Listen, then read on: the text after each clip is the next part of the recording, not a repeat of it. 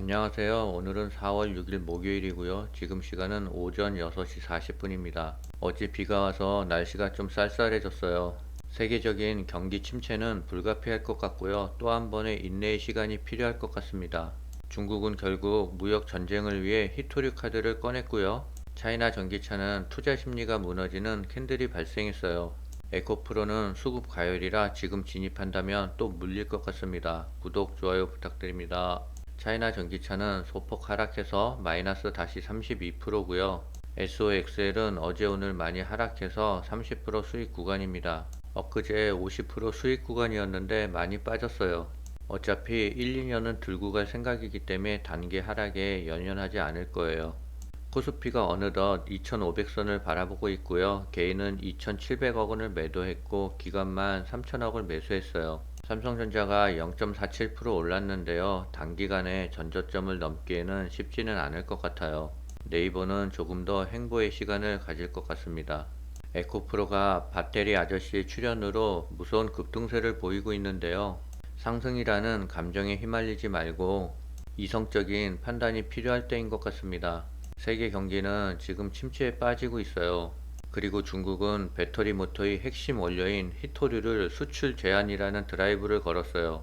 장기적으로 봤을 때 전기차는 성장 산업이기 때문에 상승할 거는 믿어 의심치 않아요. 그러나 단기적으로 수급이 가열된 것 같고요. 이러다가 차이나 전기차의 18,000원에서 20,000원대처럼 또 물릴 수 있어 걱정이 됩니다. 공매도 제도가 나쁜 것이라고 오해를 받고 있는데요. 주가의 과열을 방지하기 위해서는 공매도 제도가 꼭 필요해요. 미국 경제가 침체 국면에 진입했다는 우려가 다시 커지고 있어요. 선행 지표인 ISM 제조업 지표가 지난 3월 약 3년 만에 최저치로 떨어진 데다 고용 보고서의 선행 지표로 여겨지는 오토매틱 데이터 프로세싱 고용 지표도 3월 예상을 크게 밑돌았어요. 미국 연준의 급격한 기준금리 인상에도 튼튼했던 고용시장이 지난달 은행위기 전부터 둔화됐다는 신호가 나타났습니다. 과열된 노동시장은 냉각 조짐을 보이고 있고요. 2월 구인 건수는 21개월 만에 최저치를 기록하고 있어요. 3월 선행 고용지표도 전망을 밑돌아 금리 동결 전망이 58%로 상승했습니다. IMF는 세계 경제가 미국과 중국 주도 블록으로 분영돼 양 진영 간 투자가 어려워지는 상황을 가정하고서 장기적으로 세계 경제 성장이 2% 정도 감소할 수 있다고 전망했어요. 경제 성장 감소는 신흥국 중심인 중국 블록에서 더 크게 나타나지만 미국 블록에서도 일본과 한국, 독일 등 중국과 경제 관계가 깊은 국가가 있어 피해가 무시할 수준은 아닐 것이라는 분석이 나왔어요.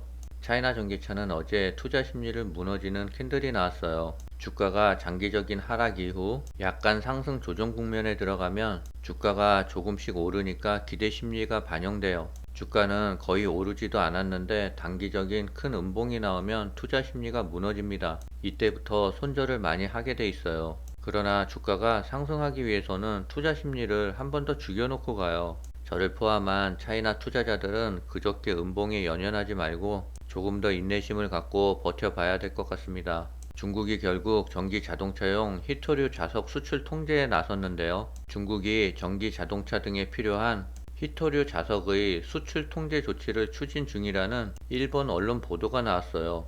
전 세계 히토류 공급의 절대 강자인 중국이 반도체 장비 수출 금지 등 미국을 중심으로 한 서방의 대중국 견제에 맞서 자원 무기화 시동을 건다는 우려가 나오고 있습니다.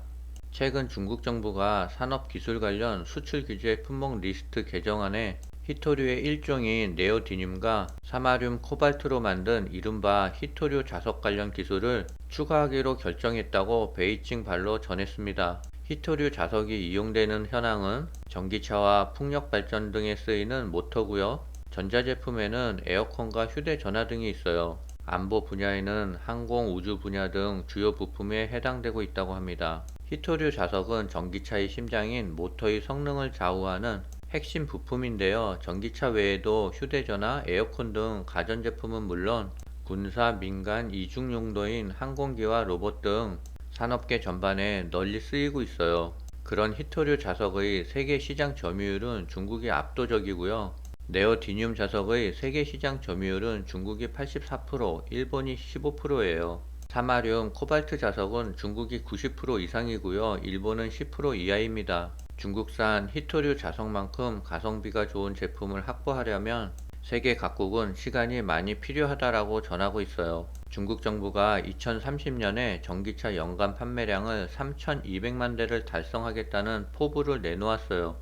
2030년 세계 전기차 시장이 약 5,680만 대 규모로 예상되고 있는 점을 고려하면 전 세계에서 팔리는 전기차의 절반을 중국산으로 채우겠다는 뜻인데요. 완성차 업체인 미국과 유럽이 각각 인플레이션 감축법과 핵심 원자재법 등을 내세워 중국을 견제하고 있음에도 중국의 성장을 막을 수는 없을 것이라고 내다보고 있어요.